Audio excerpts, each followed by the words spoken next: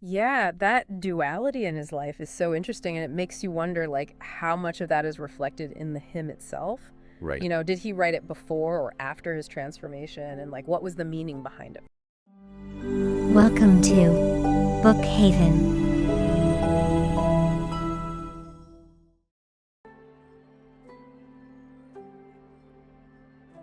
All right. Welcome back, everyone, for another deep dive. Today, we're going to be taking a look at Kwame Alexander's How Sweet the Sound. Okay. It's a novel in verse, and I always love it when we get to explore, kind of the more creative side of literature. And Yeah. and this one really stood out to me. I know you're really into history and faith and music, and I think all those elements come together really For sure. beautifully in this book. I'm excited for this one. Yeah, and it's kind of centered around Amazing Grace, that hymn. And Right.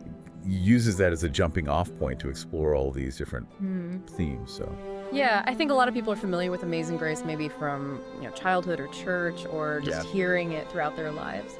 yeah, it's one of those songs that sort of transcends, specific Yeah. religious traditions or even musical genres, I feel like. Totally. And I think that's what makes this book so fascinating is that you think, Amazing Grace. But then Alexander just dives into all these like layers of meaning and connects it to history and to personal struggles. And it's really eye-opening. Yeah, and the book starts off talking about John Newton, who's the guy who wrote the hymn.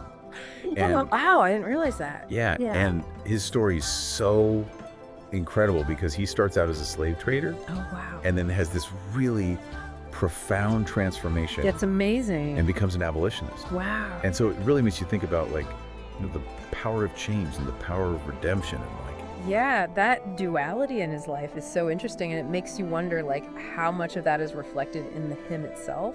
right. Did he write it before or after his transformation, and like, what was the meaning behind it for him? That's such a good question. The book kind of explores that too. Yeah. Like what was the intention behind the words and how did they then take on this whole other meaning? For African Americans especially, Yeah. who are, facing such unimaginable hardship like slavery and Absolutely. It became like an anthem, of hope and resilience for people who were going through such incredibly difficult times. it's almost like the song itself embodies that journey from Yeah. darkness to light, Yeah. and then it becomes this source of strength for other people who are going through that same. Yeah, it's like a lifeline, Yeah. connecting people across time and space.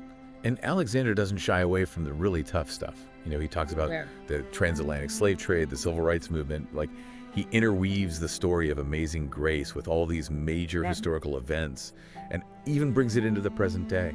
I love that he does that because it shows that the message of the hymn is still relevant. It's not just something from the past. Yeah, and the way he does it too with the rivers format is so powerful. Yes, the verse. It's not just a dry, historical account. It's like you're really feeling the emotions and the rhythm of it all. The verse adds this lyrical quality. It's almost like you can hear the music of the hymn woven into the words themselves. Totally. And there's this one passage that really stuck with me where he describes Amazing Grace as a lifeline thrown across an ocean of pain. Wow. And I just thought that was such a powerful image of like how this song Yeah. offered hope and connection in the midst of such incredible suffering. Yeah. And speaking of suffering and resilience, I'm curious about how faith plays into all of this. Oh, yeah. What role does faith have in the characters' lives and in the broader story of Amazing Grace? That's a great question. And I think for Alexander, faith is definitely portrayed as a source of strength Right. and solace for a lot of the characters, Right. Especially those who are facing adversity.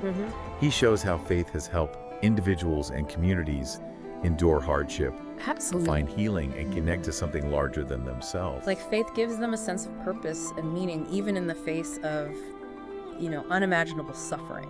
Right, and it's not just like a simplistic view of faith either. Right. He also acknowledges the doubts and the struggles that people have. Yeah. So it feels very authentic and real. Yeah. I think that's important because resilience isn't about ignoring the pain or pretending everything's okay. Exactly. It's about finding the strength to keep going, even when things are tough. And sometimes that strength comes from faith or music or community or all of the above. Yeah, and How Sweet the Sound really highlights that interplay of all those different sources of strength. I think that's one of the biggest takeaways from this book. It's about so much more than just a song. Right. It's a testament to the human spirit and its ability to find grace and resilience, even in the darkest of times. Yeah, and it makes me think about, what are the things that have offered me strength in my own life? Me too.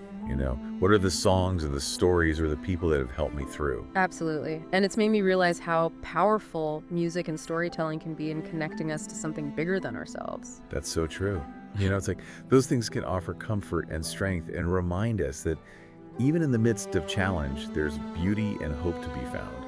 Yeah, it's like Amazing Grace itself, a song born out of hardship that became an anthem of hope. And on that note, I think we'll wrap up this deep dive into How Sweet the Sound. We hope this has given you all some food for thought. Maybe inspired you to revisit some of the art and stories that have offered you strength in your own lives. Yeah. Or to consider how you might find grace and resilience in the face of whatever challenges you're facing. So thank you for joining us, and we'll see you next time. Grab How Sweet the Sound by Kwame Alexander, now on sale for just $17.05. Don't miss this chance to build good habits and achieve remarkable results. Click pre-order now today.